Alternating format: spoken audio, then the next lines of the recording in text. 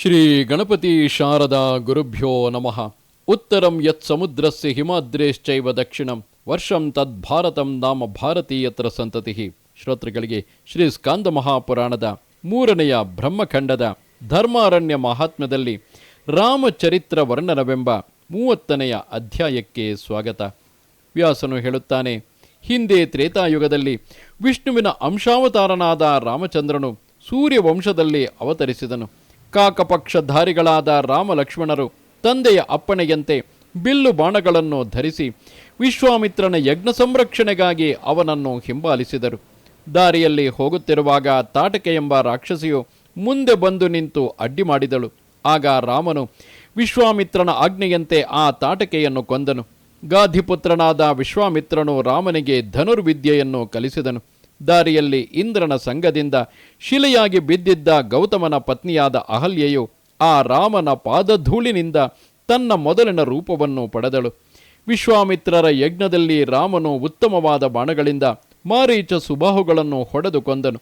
ತರುವಾಯ ಶ್ರೀರಾಮನು ಜನಕರಾಜನ ಮನೆಯಲ್ಲಿರುವ ಹರಧನುವನ್ನು ಅಂದರೆ ಶಿವಧನುಸ್ಸನ್ನು ಮುರಿದು ತನ್ನ 15ನೆಯ ವಯಸ್ಸಿನಲ್ಲಿ 6 ವರ್ಷದ ವಯಸ್ಸಿನ ಅಯೋನಿಜಳು ಸುಂದರಿಯೂ ಆದ ಸೀತೆಯನ್ನು ಮದುವೆಯಾಗಿ ಧನ್ಯನಾದನು. ಅಯೋಧ್ಯೆಗೆ ಹೋಗುತ್ತಿರುವ ಶ್ರೀರಾಮಚಂದ್ರನಿಗೆ ಜಮದಗ್ನಿ ತನಯನಾದ ಪರಶುರಾಮನೊಡನೆ ದೇವತೆಗಳಿಗೂ ಸಹಿಸಲಾಗದ ಯುದ್ಧವು ನಡೆಯಿತು. ಆ ಸಮರದಲ್ಲಿ ರಾಮನು ಪರಶುರಾಮನನ್ನು ಸೋಲಿಸಿ ಸೀತೆಯೊಡನೆ ಅರಮನೆಯನ್ನು ಸೇರಿ 12 ವರ್ಷಗಳ ಕಾಲ ಅವಳೊಡನೆ ಸುಖದಿಂದಿದ್ದನು. ರಾಮನಿಗೆ 27ನೆಯ ವಯಸ್ಸಿನಲ್ಲಿ ತಂದೆಯಾದ ದಶರಥನು ಯೌವರಾಜ್ಯಾಭಿಷೇಕವನ್ನು ಮಾಡಬಯಸಲು ರಾಜನ ಕಿರಿಯ ಹೆಂಡತಿಯಾದ ಕೈಕೇಯಿಯು ಮಂಥರೆಯ ಮಾತಿನಿಂದ ಪ್ರೇರಿತಳಾಗಿ ಒಂದು ವರದಿಂದ ರಾಮನು ಸೀತಾ ಲಕ್ಷ್ಮಣರೊಡನೆ ಜಟಾಧಾರಿಯಾಗಿ 14 ವರ್ಷ ವನವಾಸಿಯಾಗಿರಲೆಂದು, ಮತ್ತೊಂದು ವರದಿಂದ ತನ್ನ ಸುತನಾದ ಭರತನು ಯುವರಾಜನಾಗಿರಲೆಂದು 2 ವರಗಳನ್ನು ಕೇಳಿಕೊಂಡಳು. ದಶರಥನು ಸೀತಾ ಲಕ್ಷ್ಮಣರೊಡನೆ ರಾಮನನ್ನು ಹೊರಡಿಸಲು ಅವನು 3 ದಿನ ನೀರೇ ಆಹಾರವುಳ್ಳವನಾಗಿಯೂ 4ನೆಯ ದಿನ ಹಣ್ಣಿನ ಆಹಾರವುಳ್ಳವನಾಗಿಯೂ ಎದ್ದು 5ನೆಯ ದಿನ ಚಿತ್ರಕೂಟದಲ್ಲಿ ವಾಸ ಮಾಡಿದನು. ಆಗ ತಂದೆಯಾದ ದಶರಥನು ರಾಮ ರಾಮ ಎಂದು ಪ್ರಲಪಿಸುತ್ತಾ ಬ್ರಾಹ್ಮಣರ ಶಾಪವನ್ನು ಸಫಲ ಮಾಡುವನೋ ಎಂಬಂತೆ ಸ್ವರ್ಗಕ್ಕೆ ತೆರಳಿದನು. ಬಳಿಕ ಭರತ ಶತ್ರುಘ್ನರು ಚಿತ್ರಕೂಟಕ್ಕೆ ಬಂದು ತಂದೆಯ ಮರಣವಾರ್ತೆಯನ್ನು ರಾಮನಿಗೆ ತಿಳಿಸಿದರು. ರಾಮನು ಭರತನನ್ನು ಸಮಾಧಾನಗೊಳಿಸಿ ತನ್ನ ಪಾದುಕೆಗಳನ್ನು ಕೊಟ್ಟು ಹಿಂದಕ್ಕೆ ಕಳುಹಿಸಿದನು. ಆ ಭರತ ಶತ್ರುಘ್ನರು ನಂದಿ ಗ್ರಾಮವನ್ನು ಸೇರಿ ಅಲ್ಲಿ ರಾಮನ ಪಾದುಕೆಗಳನ್ನು ಪೂಜಿಸುತ್ತಾ ರಾಜ್ಯಭಾರ ಮಾಡುತ್ತಿದ್ದರು. ರಾಮನು ಮಹಾತ್ಮರಾದ ಅತ್ರಿ ಮುನಿಗಳನ್ನು ದರ್ಶನ ಮಾಡಿ ದಂಡಕಾರಣ್ಯಕ್ಕೆ ಬಂದನು. ರಾಕ್ಷಸರ ವಧೆಯಲ್ಲಿ ಮೊದಲು ವಧೆಗೆ ವಿಷಯವಾದ ವಿರಾಧನನ್ನು ಸದೆಬಡೆದು 6.5 ವರ್ಷಗಳ ಕಾಲ ಪಂಚವಟಿಯಲ್ಲಿ ವಾಸಿಸಿದರು. ಅಲ್ಲಿ ಅವನು ಶೂರ್ಪನಖಿ ಎಂಬ ರಾಕ್ಷಸಿಯನ್ನು ವಿಕಾರಗೊಳಿಸಿದನು. ಜಾನಕಿಯೊಡನೆ ಕಾಡಿನಲ್ಲಿ ಸಂಚರಿಸುತ್ತಿದ್ದ ಆ ರಾಮನನ್ನು ರಾವಣನು ಮೃಗರೂಪಿಯಾದ ಮಾರೀಚನ ಮೂಲಕ ಮೋಸಗೊಳಿಸಿ ಲಕ್ಷ್ಮಣರಿಲ್ಲದ ಸಮಯದಲ್ಲಿ ಮಾಘ ಕೃಷ್ಣಾಷ್ಟಮಿಯ ದಿನ ವೃಂದವೆಂಬ ಮುಹೂರ್ತದಲ್ಲಿ ಸೀತೆಯನ್ನು ಅಪಹರಿಸಿಕೊಂಡು ಹೋದನು. ರಾಮನು ಮಾರೀಚನನ್ನು ಕೊಂದು ಹಿಂದಿರುಗಿ ಆಶ್ರಮಕ್ಕೆ ಬಂದು ನೋಡಲು ಅಲ್ಲಿ ಸೀತೆ ಇರಲಿಲ್ಲ. ರಾವಣನು ಸೀತೆಯನ್ನು ಒಯ್ಯುತ್ತಿರುವಾಗ ಅವಳು ರಾಮ ರಾಮ, ರಾಕ್ಷಸನಿಂದ ಅಪಹೃತಳಾದ ನನ್ನನ್ನು ರಕ್ಷಿಸು ಎಂದು ಕುರರಿ ಎಂಬ ಪಕ್ಷಿಯಂತೆ ಅರಚಿ ಕಿರಿಚಿಕೊಂಡಳು. ಆದರೇನು, ಕಾಮಾಂಧನಾದ ರಾವಣನು ಹಸಿದ ಗಿಡಗವು ಕಿರಿಚಿಕೊಳ್ಳುತ್ತಿರುವ ಕೆಂದೆಲೆ ಹಕ್ಕಿಯನ್ನು ಎತ್ತಿಕೊಂಡು ಹೋಗುವಂತೆ ಜಾನಕಿಯನ್ನು ಒಯ್ಯುತ್ತಿದ್ದನು. ಸೀತೆಯ ಕೂಗು ಜಟಾಯುವಿಗೆ ಕೇಳಿಸಿತು. ಅವನು ರಾವಣನೊಡನೆ ಜಗಳವಾಡಿ ಅವನಿಂದ ಕೊಲ್ಲಲ್ಪಟ್ಟು ಕೆಳಗೆ ಬಿದ್ದನು. ಸೀತೆಯು ಮಾಘ ಕೃಷ್ಣ ನವಮಿ ದಿನ ರಾವಣನ ಮನೆಯನ್ನು ಸೇರಿದಳು. ರಾಮ ಲಕ್ಷ್ಮಣರು ಸೀತೆಯನ್ನು ಹುಡುಕುತ್ತಾ ರಾವಣನಿಂದ ಹತನಾದ ಜಟಾಯುವನ್ನು ಕಂಡು ಅವನಿಂದ ಸೀತೆಯ ವಾರ್ತೆಯನ್ನರಿತು ಆ ಪಕ್ಷಿಗೆ ಭಕ್ತಿಯಿಂದ ದಹನಾದಿ ಸಂಸ್ಕಾರ ಮಾಡಿದರು. ಮುಂದೆ ರಾಮನು ನಡೆದನು. ಲಕ್ಷ್ಮಣನು ಅವನನ್ನು ಹಿಂಬಾಲಿಸಿದನು. ರಾಮನು ಪಂಪಾ ಸರೋವರದ ಸಮೀಪಕ್ಕೆ ಬಂದು ಶಬರಿಯನ್ನು ಅನುಗ್ರಹಿಸಿ ಆ ಪಂಪೆಯ ನೀರಿನಿಂದ ಆಚಮನ ಮಾಡಿ ಹನುಮಂತನನ್ನು ನೋಡಿ ಅವನೊಡನೆ ಸ್ನೇಹ ಮಾಡಿಕೊಂಡನು. ಬಳಿಕ ಸುಗ್ರೀವನನ್ನು ಹೊಂದಿ ವಾಲಿಯನ್ನು ಕೊಂದನು. ಹನುಮಂತನೇ ಮೊದಲಾದ ಕಪಿಗಳನ್ನು ಸೀತೆಯನ್ನು ಹುಡುಕುವುದಕ್ಕಾಗಿ ಕಳುಹಿಸಿದನು. ವಾಯುತನಯನಾದ ಆಂಜನೇಯನು ರಾಮನ ಮುದ್ರೆಯುಂಗರವನ್ನು ತೆಗೆದುಕೊಂಡು ಹೊರಟನು. 10ನೇ ತಿಂಗಳಲ್ಲಿ ಅವನಿಗೆ ಸಂಪಾತಿಯು ಸೀತೆ ಇರುವ ಸ್ಥಳವನ್ನು ತಿಳಿಸಿದನು. ಅವನ ಮಾತಿನಂತೆ ಆಂಜನೇಯನು 100 ಗಾವದ ದೂರವುಳ್ಳ ಸಮುದ್ರವನ್ನು ದಾಟಿ ಲಂಕೆಯನ್ನು ಸೇರಿ ಅಲ್ಲಿ ರಾತ್ರಿಯಲ್ಲಿ ಸುತ್ತಲೂ ಸೀತೆಯನ್ನು ಹುಡುಕಿದನು. ದ್ವಾದಶಿಯಾದ ಆ ರಾತ್ರಿ ಬೆಳಗಿನ ಜಾಮದಲ್ಲಿ ಹನುಮಂತನು ಶಿಂಶುಪ ವೃಕ್ಷದಡಿಯಲ್ಲಿ ಸೀತೆಯನ್ನು ಕಂಡನು. ಆ ರಾತ್ರಿಯಲ್ಲಿ ಜಾನಕಿಯ ನಂಬುಗೆಗಾಗಿ ರಾಮನ ಕಥೆಯನ್ನು ನುಡಿದನು. ತ್ರಯೋದಶಿ ದಿನ ಹನುಮಂತನು ಅಕ್ಷಕುಮಾರನೇ ಮೊದಲಾದವರೊಡನೆ ಯುದ್ಧ ಮಾಡಿದನು. ಆ ದಿನವೇ ಇಂದ್ರಜಿತ್ತಿನ ಬ್ರಹ್ಮಾಸ್ತ್ರಕ್ಕೆ ಸಿಲುಕಿ ರಾವಣನ ಮುಂದೆ ಹೋಗಿ ಅವನನ್ನು ಬಹುವಾಗಿ ಬಿರುಸಾಗಿ ಬೈದನು. ಆಗ ರಾವಣನು ಇವನ ಬಾಲಕ್ಕೆ ಬೆಂಕಿಯನ್ನು ಹೊತ್ತಿಸಲು ಆ ಬೆಂಕಿಯಿಂದ ಹನುಮಂತನು ಲಂಕೆಯನ್ನು ಬೂದಿ ಮಾಡಿದನು. ಹನುಮಂತನು ಹುಣ್ಣಿಮೆಯ ದಿನ ಮಹೇಂದ್ರ ಪರ್ವತವನ್ನು ಸೇರಿ ಮಾರ್ಗಶೀರ್ಷ ಬಹುಳ ಪಂಚಮಿಯವರೆಗೆ ಪ್ರಯಾಣ ಮಾಡಿ ಮಧುವನವನ್ನು ಹೊಕ್ಕು ಅದನ್ನು ಪುಡಿ ಮಾಡಿ ಸಪ್ತಮಿ ದಿನ ಸೀತೆಯ ಚೂಡಾಮಣಿಯನ್ನು ರಾಮನಿಗೆ ಒಪ್ಪಿಸಿ ಸಕಲ ವೃತ್ತಾಂತವನ್ನು ಹೇಳಿದನು. ಶ್ರೀರಾಮನು ಅಷ್ಟಮಿ ದಿನ ಉತ್ತರ ಫಲ್ಗುನಿ ನಕ್ಷತ್ರ ಸಹಿತವಾದ ವಿಜಯವೆಂಬ ಮುಹೂರ್ತದಲ್ಲಿ ಮಧ್ಯಾಹ್ನ ವೇಳೆಗೆ ವಿಜಯ ಪ್ರಸ್ಥಾನವನ್ನು ಬೆಳೆಸಿದನು.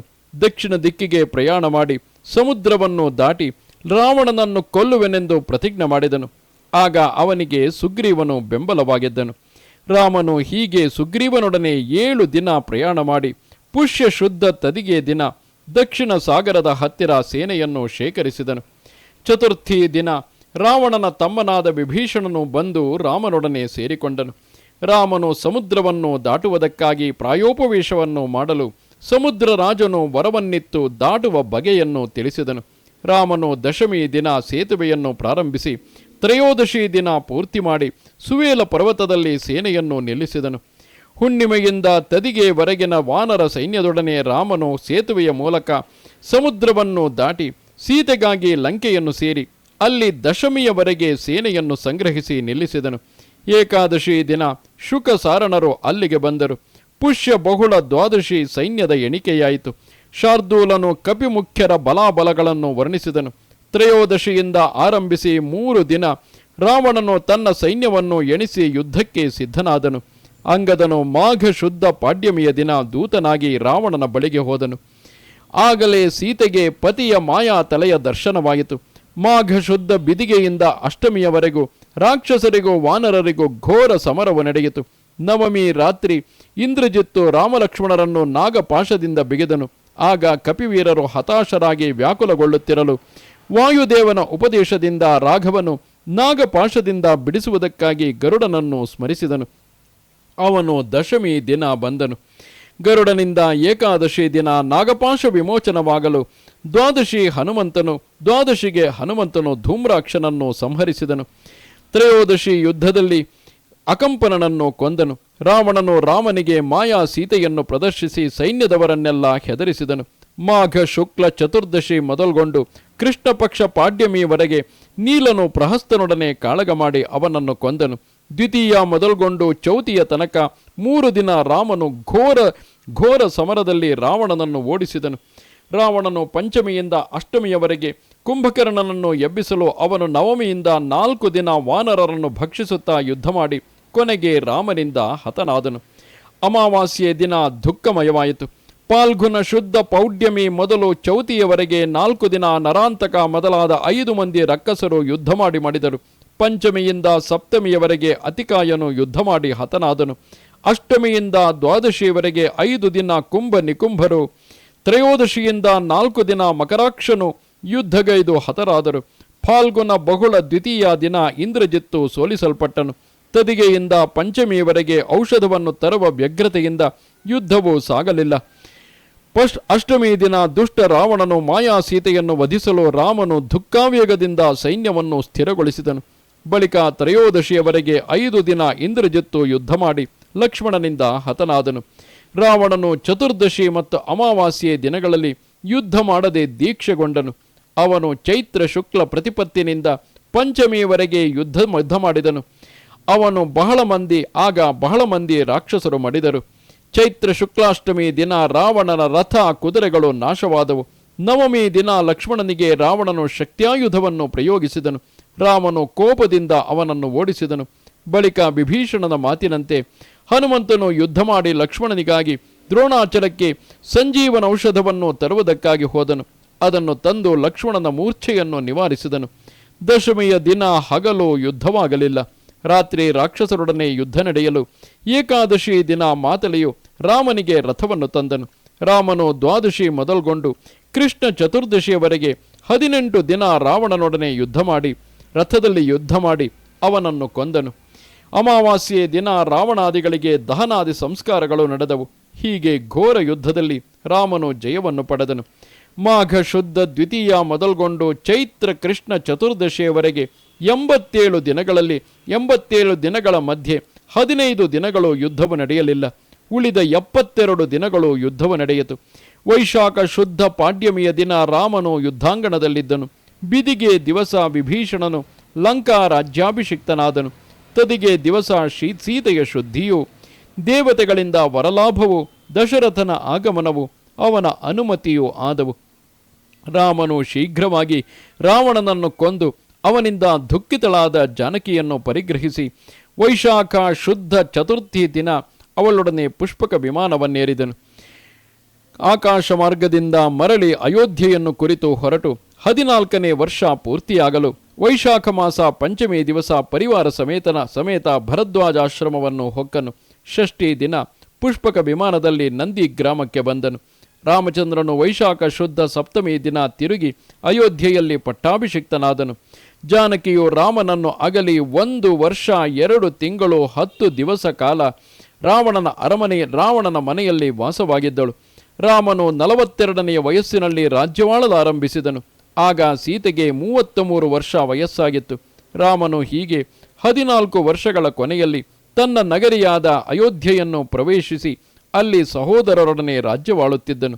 ಹೀಗೆ 11,000 ವರ್ಷ ರಾಜ್ಯಭಾರ ಮಾಡಿ ದೇವಲೋಕಕ್ಕೆ ತೆರಳಿದನು.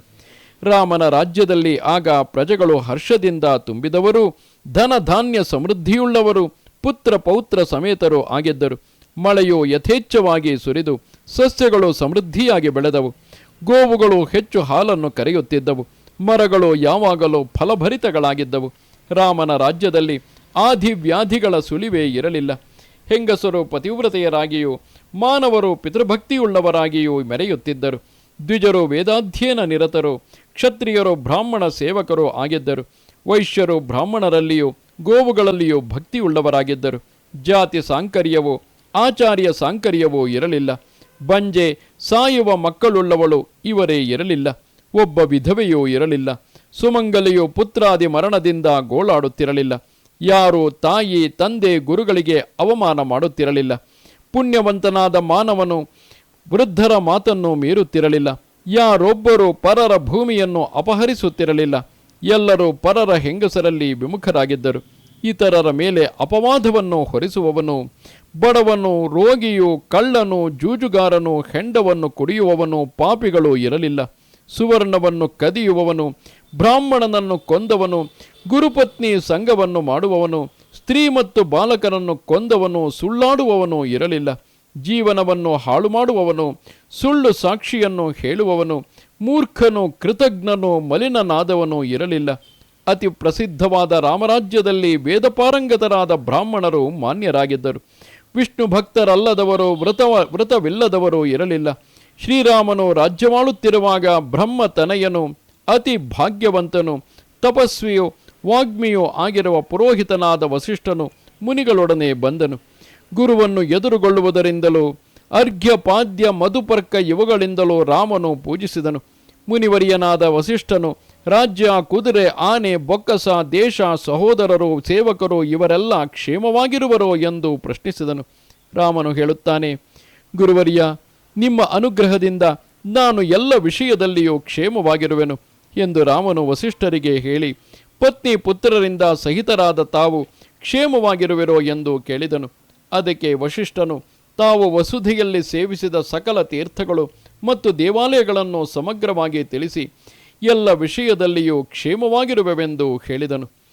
ಕಮಲದಂತೆ ಕಣ್ಣುಗಳುಳ್ಳ ರಾಮನು ಆಶ್ಚರ್ಯಗೊಂಡು ತೀರ್ಥಗಳಲ್ಲಿ ಉತ್ತಮೋತ್ತಮವಾದುದನ್ನು, ಆ ತೀರ್ಥಗಳ ಮಹಾತ್ಮೆಯನ್ನು ಕೇಳಿದನು.